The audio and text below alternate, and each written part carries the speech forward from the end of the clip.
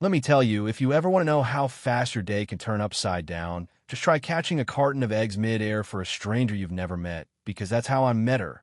Right there in the grocery store parking lot, sunlight blazing down, heat bouncing off the pavement like we're in the middle of a Texas summer.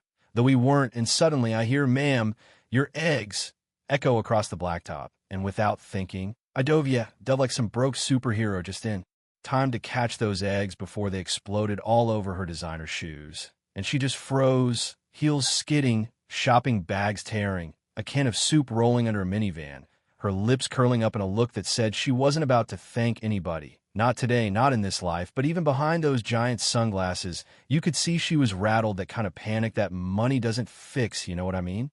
She snapped, "I'm fine," voice sharp as a blade. But her hands were shaking so bad the keys jangled.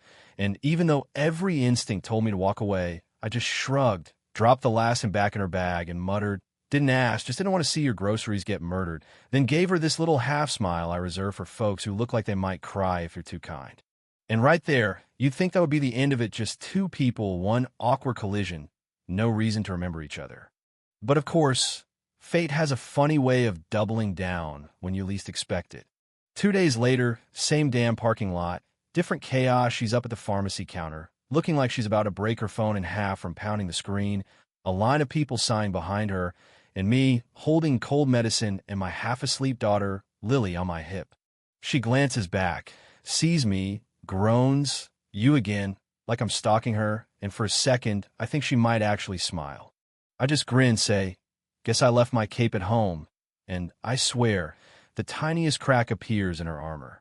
Maybe it was just exhaustion, maybe something else, but that was the moment the universe started nudging us together, over and over daycare drop-offs, grocery runs, laundromat marathons, each time our conversations stretching a little longer, her sarcasm turning soft, my defenses slipping, walls coming down like dominoes you didn't mean to knock over. That's when I learned his name was Jake, single dad, working 2 jobs, wife gone 2 years, cancer. The way he said it told me not to ask, and she called herself Ava, though even then I could tell it was a name she wore like a raincoat, something you put on to get through the storm.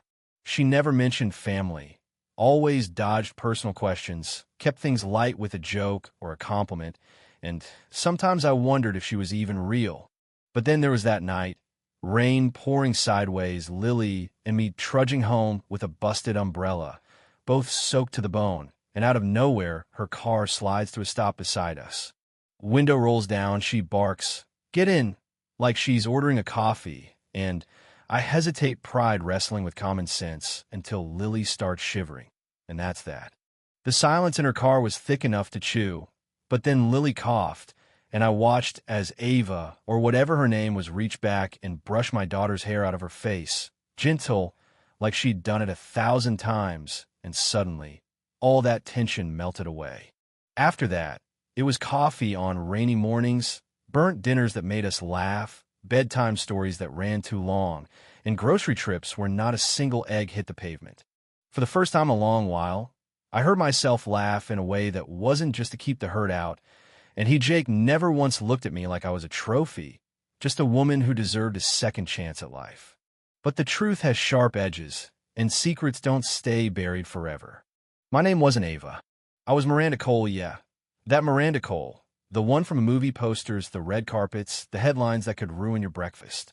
2 years back, a messy betrayal and a meltdown that played out on every tabloid shelf sent me running. Changed my hair, changed my world, vanished off the face of the earth. Jake didn't recognize me, or maybe he just didn't care to, and for the first time, I felt like maybe I could start over, but I knew that moment was ticking closer, the moment he'd figure it out. It happened one night after I'd tucked Lily in, standing in Jake's kitchen rehearsing how to tell him everything, when headlights blasted through the window and the silence split wide open. Paparazzi shouting, cameras flashing, the world had found me. In a matter of seconds, everything shattered. Jake staring at me like I was a stranger. "Who are you?" His voice cracked, and suddenly I was back on that red carpet. But this time, I didn't want the spotlight, didn't want the noise, just wanted the quiet love of two people and a child who'd started to feel like family. I tried to explain, told him I never meant to lie, that with him, with Lily, I'd felt real for the first time in years, but it didn't matter. His life became a circus overnight.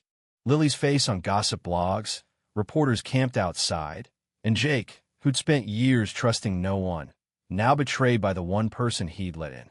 He walked away, no goodbye, just gone. I disappeared again, but this time I wasn't running, I was writing. Spilling out everything I'd never said, all the pain, all the mistakes, all the hope I'd buried under a stage name and a spotlight. When my memoir Becoming Real hit the shelves, people ate it up. The raw truth, the heartache, the love story of a broken woman and the quiet man who reminded her how to live. I poured every page out like a confession, not knowing if he'd ever read it, not expecting anything. Months passed, seasons changed, and then, one spring afternoon, Jake walked into our old coffee shop. There I was, hair pulled back, no makeup, apron on, making lattes and sweeping floors like a regular person. He stood in the doorway, Lily's hand in his, eyes shining with something like forgiveness, something like hope. I looked up, nervous as hell, managed a shaky, thought I'd try real life again, and Lily just ran to me like she'd never left. Jake followed, no words, just a smile, and that night we didn't talk about fame or lies or cameras, just groceries, bedtime stories, second chances. Because sometimes the best love stories don't start with fireworks and music sometimes. They start with broken eggs, spilled secrets, and the bravery to finally be real, even when the whole world is watching. So let me ask you, what would you have done? Can people really change, or are we just running from one story to the next? Drop your thoughts below. Tell me where you're watching from. And if this story hit home, don't forget to subscribe, hit that like button, and leave a little karma in the comments, because every one of us has a secret, and sometimes the only way out is straight through.